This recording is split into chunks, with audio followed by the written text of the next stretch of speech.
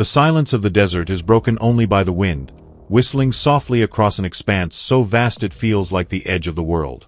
Beneath the blazing Arizona sun, the earth opens into a chasm nearly 277 miles long, 18 miles wide, and over a mile deep.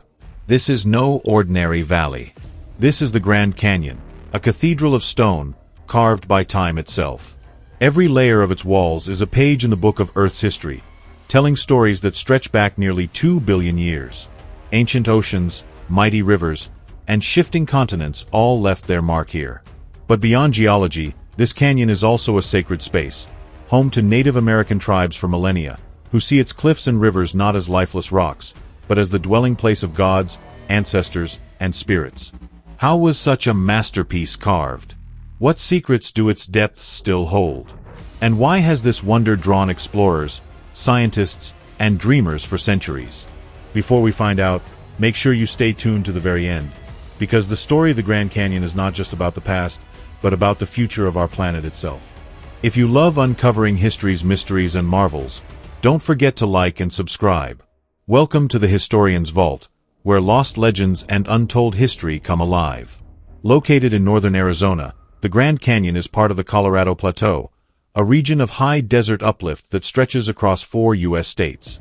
The canyon itself was shaped primarily by the Colorado River, whose waters have been carving through rock for millions of years. But geology is only part of the story. Long before modern tourists marveled at its views, Native American tribes such as the Hopi, Navajo, Havasupai, Hualapai, Zuni, and Paiute lived in and around the canyon. To them, this was not just a geological wonder but a spiritual landscape. The Hopi, for example, believed their ancestors emerged into this world from a sipapu, a small hole in the earth, which someplace within the canyon itself. The Havasupai, whose name means people of the blue-green waters, have called the canyon home for over 800 years, living at the base near its hidden waterfalls.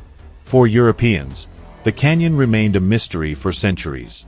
Spanish explorers first glimpsed it in 1540, but found it too vast and impassable to conquer. It wasn't until the late 19th century that systematic exploration began, led by figures like John Wesley Powell, whose daring 1869 river expedition revealed the canyon's scale to the outside world. Today, the Grand Canyon is more than a national park. It is a UNESCO World Heritage Site, a global icon, and a window into Earth's deepest past. Its significance lies not only in its beauty, but in what it tells us about time, resilience, and the relationship between humans and the natural world. The story of the Grand Canyon begins nearly 2 billion years ago. At its deepest levels, rocks called Vishnu schist formed under immense pressure and heat, remnants of an ancient ocean floor.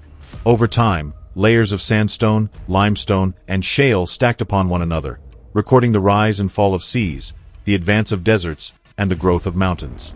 But it was only about 5 to 6 million years ago that the Colorado River began its relentless work, slicing through these layers, deepening and widening the canyon.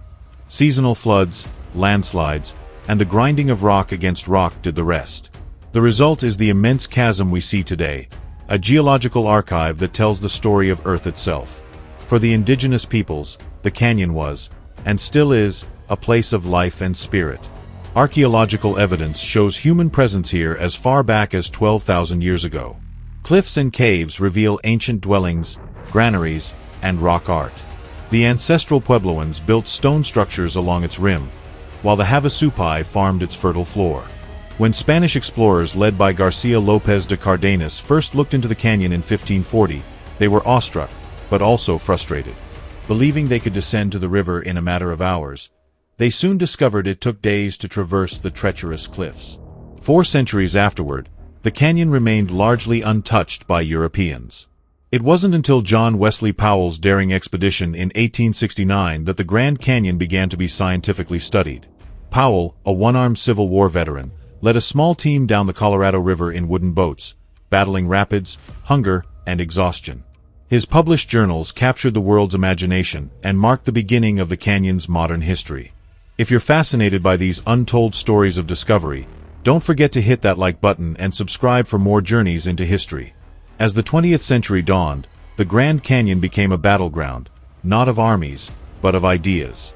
On one side were mining companies, eager to exploit the canyon's mineral wealth.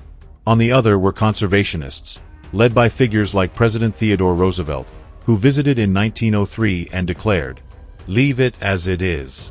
You cannot improve on it. The ages have been at work on it, and man can only mar it." Roosevelt's vision prevailed. In 1919, the Grand Canyon was declared a U.S. national park, ensuring its protection for generations. But tensions persisted. Native tribes fought for recognition of their ancestral lands, while tourism boomed, bringing both economic benefits and environmental challenges. Though not a decline in the traditional sense, the Grand Canyon faced its greatest threats in the modern era. Dams built on the Colorado River altered its natural flow, reducing sediment that once shaped the canyon. Tourism, with over 6 million visitors a year, placed pressure on fragile ecosystems. Climate change now threatens water supplies and increases the risk of wildfires. For Native peoples, the struggle has been both cultural and political. The Havasupai fought for decades to reclaim land taken for tourism development, achieving partial success in 1975. But the balance between preservation, access, and respect remains delicate. Today, the Grand Canyon stands as one of the world's most visited natural wonders. It is a place where science, spirituality, and natural beauty converge. For geologists, it is a laboratory of time. For Native peoples, it is a sacred homeland. For millions of visitors, it is a humbling reminder of nature's power.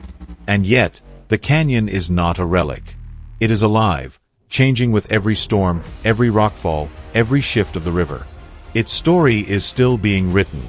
Among the Hopi, the Grand Canyon is tied to the story of emergence, the belief that their people came into this world from a hidden entrance within the canyon.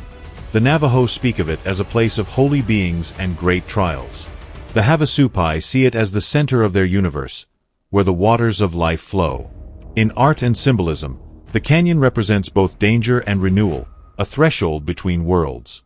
Similar myths of great chasms and rivers appear in other cultures, from the Norse concept of Ginnungagap, the primordial void, to Native American flood legends that mirror those of Mesopotamia. The Grand Canyon, then, is not just a place, but a story, a meeting point of myth, history, and geology. What can the Grand Canyon teach us? First, that time is vast, beyond human comprehension. The canyon humbles us, reminding us that civilizations rise and fall in the blink of Earth's history. Second, it teaches resilience.